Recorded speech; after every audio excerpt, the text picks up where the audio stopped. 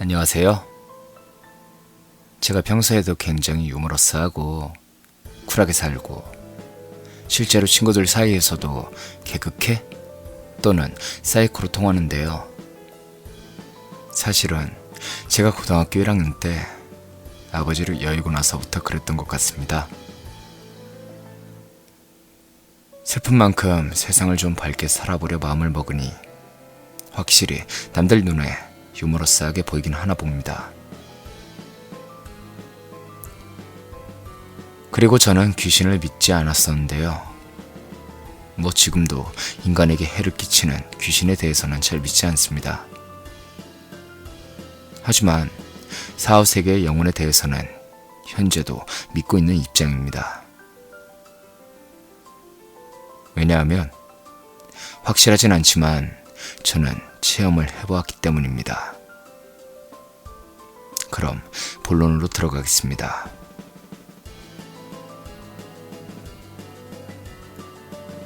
아까도 말했듯이 저는 고등학교 1학년 때 상을 당했습니다. 전 어디에 내놔도 부럽지 않을 제 멋진 아버지를 병으로 떠나보내게 되었습니다. 일도 바쁘시면서 잠을 꼭 내서 저희를 어디든지 멋진 곳에 데려가 주셨고, 음식이건 간식이건 간에 저희 형제가 먹고 싶다고 말을 하면 조리법을 알아내서 식당보다 훨씬 뛰어난 음식을 직접 만들어 주시던 아버지. 하지만 그런 아버지께서는 제가 중학교 3학년 때쯤부터 병마와 싸우시다 저희 가족이 보는 앞에서 피를 토하시고 저희 형제 대학에 가는 걸 못 본 게 제일 안타깝다 하시며 그 자리에서 돌아가셨습니다.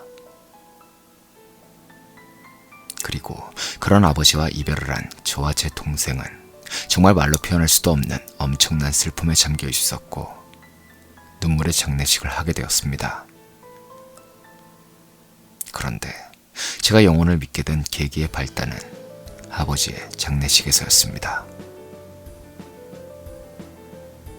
식중에 새까만 나비가, 나방도 아니고 아주 새까만 나비 한 마리가 장례식장 안을 장례식 기간인 3일 동안 계속 날아다니는 곳이었습니다. 당시 저는 울고 또 우느라고 그 나비에 대해서 전혀 신경을 쓰지 못했습니다.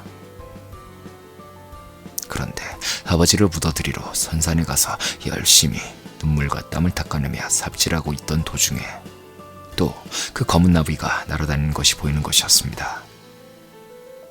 그때부터 그 나비가 제 눈에 보이기 시작하였습니다.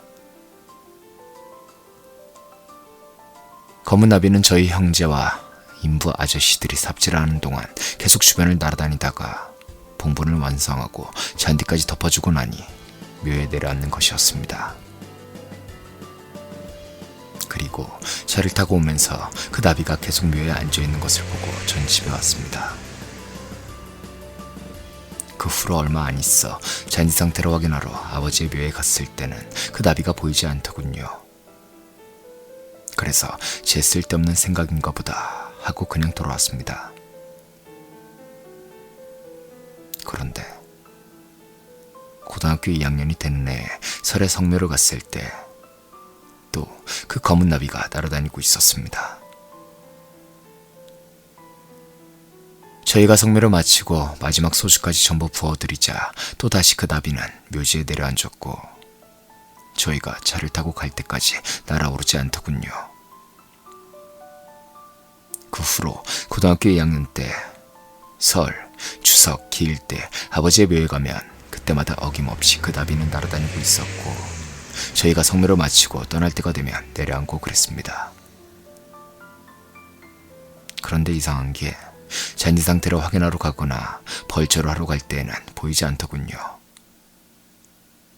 그리고 그 후로도 제가 대학을 가던 해 추석에도 어김없이 나비는 찾아왔습니다. 그리고 그 다음에 저와 연년생인 동생이 대학을 가던 해 설까지도 찾아왔고요. 하지만 그해 설에는 왠지 모르게 나비가 저희가 성묘를 마치고 출발함에도 불구하고 묘에 내려앉지 않고 계속 날아다니고 있었습니다. 그리고 그 후 동생이 대학을 가던 해 추석 때부터는 그 나비의 모습을 볼 수가 없었습니다. 전 확신하고 있습니다. 그 나비는 분명 저의 아버지의 영혼이었음을.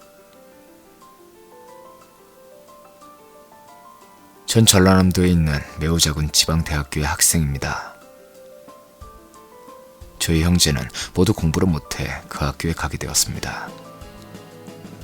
하지만 아버지께서는 이런 대학이라도 간 저희에게 만족을 하시고 떠나신 걸까요? 전 정말 좋은 대학에 가지 못한 것이 못내 죄송합니다. 아버지가 돌아가시고도 정신을 차리지 못하고 공부를 하지 못한 게 정말로 죄송합니다. 만약 그 검은 나비가 정말 아버지셨다면 이젠 묘에 더 이상 나타나지 마시고 편히 하늘나라로 가셔서 휴식을 취하셨으면 좋겠습니다. 정말 말도 안 되는 이런 긴 글 읽어주셔서 감사합니다.